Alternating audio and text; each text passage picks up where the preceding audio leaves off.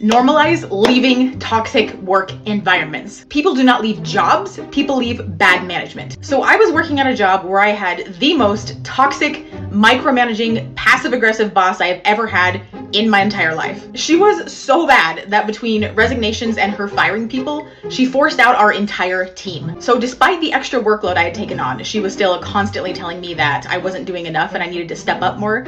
And one day she said we needed to schedule a call to discuss my work performance. Well, what she didn't know is that I was planning on quitting anyways because my social media earnings had surpassed my earnings from that job. So I decided to go ahead and do the call with her. Let's see how it went. Thanks for meeting with me. Yeah, no problem. Oh man. So I can see already this is gonna divide the audience right here. Why I say this is, and I'll be brief, y'all. Why I say this is because it's usually going to be two sides when it comes to situations and circumstances like this. It's either going to be the people who are pro worker or the people who are pro organization. So usually when we have case studies like this to look at, people already come into it having picked a side already. Here's what I'm going to challenge my audience, right? I challenge you guys to really just, because this is going to be a pretty decent sized video. All in all, it'll probably be 5 minutes altogether. So I just challenge you to really just hear out the entire situation. And we just judge this separate as an isolated situation and come at it with a more balanced approach instead of already having our biases at the beginning. And then we'll see, based off the actual situation and the totality of the circumstances, who we then deem to be correct for this particular situation. Let's get back into it. Just needed to do a little check-in. Okay, so I noticed that you're taking a lot of time off. Okay, what do you mean by taking a lot of time off? Well, I noticed like Wednesday afternoon you weren't working. Okay, I don't know if I agree with that because I'm very much logged in and working all day, every day. There definitely hasn't been a lot of time off on my end. Okay, so definition of working also isn't answering Slacks on your phone. Yes, certainly. I do answer a lot of Slacks and emails before the workday starts at 6 a.m. Yeah. or after the workday, long after the workday ends, up to as late as 10, 11 at night, sometimes midnight. I'm not doing that instead of working. I'm doing that in addition to working. So So our work life is very, very on the computer. So I'm just curious what it was you were working on that was getting in the way of like the main activities. I mean, I'm running 8 payrolls a month by myself. So between pulling final reports, pulling initial reports for payroll processing, loading EIBs, doing the OSV funding, doing the pre-release reports, running everything entirely by myself, it's a lot. Things aren't getting done as quickly as they need to be. Could the fact that we have nobody left on the team have anything to do with why things are not getting done rather than I'm dropping the ball and that's clearly the logical explanation? So like Wednesday afternoon, I kind of expected the OSV report, maybe the follow-up on the leave of absence spreadsheet, the recalcs that the benefit team needs. It just feels like you're just not working. Is it that I'm not working, or is it that I'm taking on the workload of the entire team by myself and that's why things are not getting done? And so when I'm I will openly admit that, absolutely. I need help. Yeah, but it's noticeable when you take time off, though. I'm sure it is, yes. When there's nobody left on the team, yes, I'm sure it would be very noticeable if I take a few hours off in the afternoon. Yes, I'm sure that would be very noticeable. You're right. It's noticeable when you take time off, though. I'm sure it is, yes. When there's nobody left on the team, yes, I'm sure it would be very noticeable if I take a few hours off in the afternoon. Yes, I'm sure that would be very noticeable. You're right. It is really. Okay. So before we finish this, it's a few seconds left and then we'll dive right into part two. It seems like there was a full team and now it seems like they've reshuffled, reassessed, and now they've collapsed other specialized parts of the job and they've collapsed it into run one role and possibly dropped it all on her, right? So ultimately what I'm saying is she had a job already and now all of a sudden she's doing the work of other people who have left that has fallen on her lap. It sounds like she possibly is doing okay, all granted, but at the same time, isn't that beautiful? Let's just say 3 people left the team, right? That's 3 different salaries. So let's just say of the 4 people total, 50K, 50K, 50K, 50K, just to make it clear, just to keep the numbers nice and concise. So 200,000 total, but you've got four people doing different parts of the organization, different parts of the job, but they're remote. So then you say, they're remote. And sometimes remote work can be a trap because now you've intermingled your work very closely with your life. So you could end up working more hours after hours, earlier hours, just to be able to keep up with the workload. So ultimately, now she's doing more work and they've just saved themselves 150,000. And then what's the job going to try to do? It's going to try to get more production out of you, right? Which means we feel like you still got some energy left, some life force left. And we need that, right? Because just because we're saving this money over here, we still have a standard we want to keep up to. That's what it seems like to me. And I'll just be candid with you guys. I'm usually, typically in a lot of situations, especially today, when you have much more entitled employees, usually I'm on the side in certain situations of the job most times because I think most people today are, um, which is good for the workers and, everybody. So I don't mind. I just adapt with the landscape. But usually it sounds crazy. Like, oh, we should work 20 hours a week. You know, it doesn't hurt, but yeah. And I try to give a lot of leeway for you to manage your own schedule, but then I just see things not getting done. Yeah, and you say that I'm not working enough or not logged in enough or that I'm missing deadlines. My job on a fully staffed team is to do every other pay run and not every single pay run. So I'm not missing deadlines because the deadlines that are being missed are not mine. These Okay, are just so things that I've been stepping up and taking on additional responsibility while also being expected to step in and help the international team on top of that. So things could be just getting done quicker. And I think Okay, this is part two. I'll be brief. So now keep in mind too, I don't think it should be so much put on the time that you're spending as opposed to really just making sure that the results are being gotten. So it seems like she's not getting the results, but also it seems like she was probably things were probably easy before everybody was getting fired for her. Like she was able to manage everything easy and get her results easy. So now they're like, oh, she's doing this easy. So let's put some more on her plate. And now it seems like she might just be bucking back of like, no, no, no, no, no, no. I'm not gonna allow that.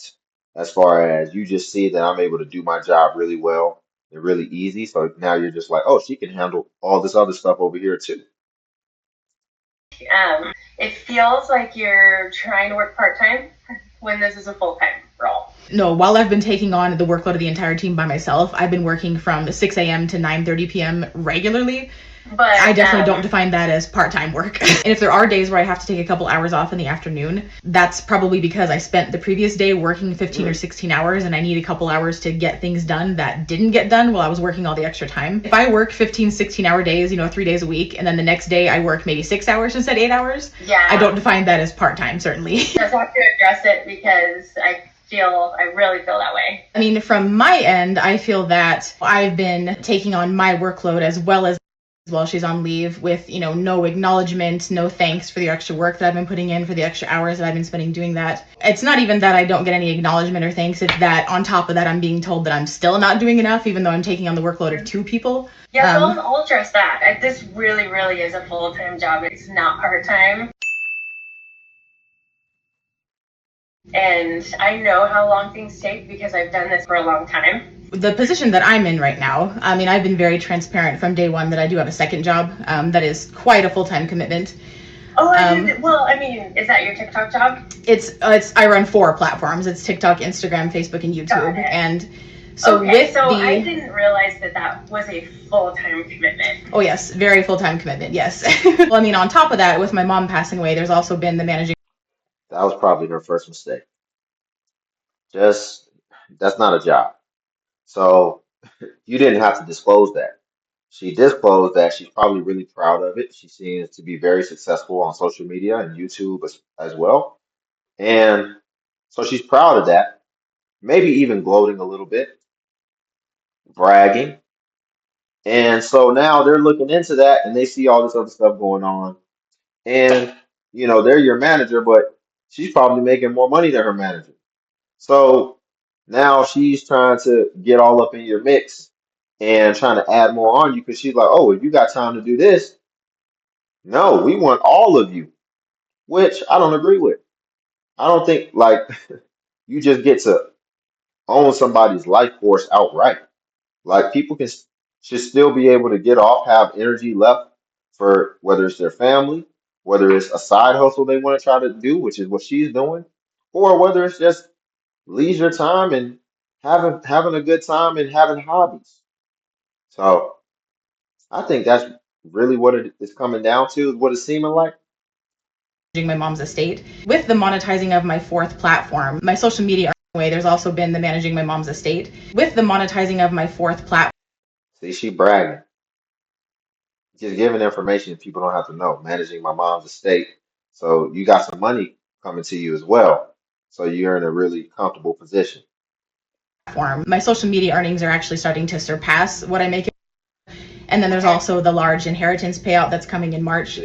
And so I'm not in a position where I have to stay, and I certainly don't want to cause any hindrance to the team. Like I'm here to help because I know that there's no one left. But if it's gotten to a point where it's causing the team a hindrance rather than helping, that's not what I want. And so whatever you think is best for the team. Yeah, I really do need somebody here like full time. And I know if you have like like your other job, for example, but I do need to know that. Freudian slip. Other conflict? That don't conflict. How does that conflict? You'd have to prove that that's what she's doing when she's not working, and you don't know that. That's why she started hesitating and she saved face because she really views her having something else on the side that she does as a conflict. Someone's here like all day long, and that's just kind of what I expect. I guess maybe I thought the other platforms were more part-time, but yeah, it really is affecting the team, I think, because we just really need someone there all day. Right, you want somebody who has no life and no commitments outside of this company, which I totally understand that desire, but it's not fair to ask or demand your employees to have no life and no other commitments outside of work. And I think that you'll have a really hard time finding that when you're looking to hire my replacement. So where do we go from here? I mean, it's totally up to you. Like I said, I'm happy to stay and help. Or if you think that won't be helpful, then I could not. It's totally up to you. Like more than happy to stay and help because I know that there's no one left. So I don't want to leave you in a position where you're doing everything by yourself. Yeah, it is a little stressful. That's This is one of those rare situations when you know how people quit and they think like the company's gonna go under just because they left. It's a company with thousands of people and they think like, oh, I don't know what they're gonna do without me. But this is one of those rare situations where it looks like they do need her. But at the same time, it's like I said, she's bragging and she's giving a lot of, but she's bragging and she's giving unnecessary information, right?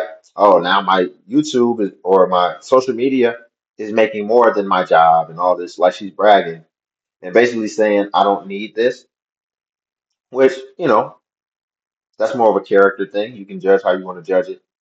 Um, but ultimately, like I said at the beginning of this video, I wanted us to look at the totality of the situation. And I wanted us to ultimately look at objectively who is more so in the right in the situation. And I think that this lady is more so in the right. I think that the job is kind of stepping out of line on a few different levels, but I think it's important for us to understand that we can still handle things with a certain degree of tact and diplomacy, right? Especially when it comes to the job. It's not worth ruining your reputation about, you know, what she just did by basically letting people know, yeah, I make more than you with my side hustle and all this. Like this, I don't need this. I just got this. You know, you're basically bragging in people's faces. And that's, I don't agree with it, but part of human nature is there's a lot of people out here It wouldn't affect me in that way, but there's a lot of people out here who, when you tell them just how great you're doing and they know you don't need them, like it kind of makes them spite you and hate you. And actually, it goes even further than hate, in my opinion. I think it'll actually make them want to like go outside of their way, like this lady's doing, even having this meeting, to actually try to interfere and actually try to sabotage you. And it happens a lot in life. It's happened to me before when I was younger. So you got to beware of that. And the best thing is just keep your business to yourself and mind your own business. But she let these people into her business, so now they're looking deeper, and it looks like they're hating on her. So, but this is another thing that I want to address before we hop off. When it comes to this world of having a profession, having a job, having a career, we never really talk about this, but there are certain people who need a job, and then there are certain people who have jobs and like they have something to fall back on. And let's be honest, like just in America, right? There are certain segments of people who have inheritances and things that and legacies that they know that's going to get passed down to them. And there's certain people who have to make a way for themselves and build from scratch. And that affects your attitude in the workforce. So you may see a more humbler person who, even if they do have something that they were actually able to build for themselves, because they built it for themselves, they still have that character. So they can still like follow the rules and be tactful with the way that they interact. But there are some people who are, you know, getting things passed down or whatever the case. So they're a lot more bold at work, and they don't care. You know, they might have a family with a diversified portfolio that they know that's coming to them one day. So they can take extra risks up until a certain age because they know they have another retirement plan waiting on them. Retirement plan. Even if their parents die like way later in life, they know it's coming. So they can take risks. They can spend all the money that they've accumulated, do whatever the heck they want, talk to their manager however they want, because they've got several things put in place that is waiting for them at the end of the rainbow, right? Because they're just privileged, you know, and there's always balance. When you're somebody who has to build from scratch, there's privileges to that too. It's just whether or not you're going to take advantage of it. And the most important privilege is, you know, something that she could probably work on a little bit more, which is her character. And, you know, we have to put a lot of value on that as well. Ultimately, guys, just keep your business to yourself, is what I ultimately say. You don't have to share more than you need to, especially you have to understand the reason why you're sharing and the intention behind it. If it's not helping you, then what is it doing for you? And her sharing, in my opinion, was the intention was really just to brag and gloat and convey to that other woman that she doesn't need this. And shoot, I'm good either way. And we have to ask, how does that help you in any way? Basically, to just make an enemy and make an enemy that's like out to get you, probably. And I don't think that's right. But that's how some people are. So we'll leave it there, y'all. Like the video. Also subscribe if you want to join Limitless Legion.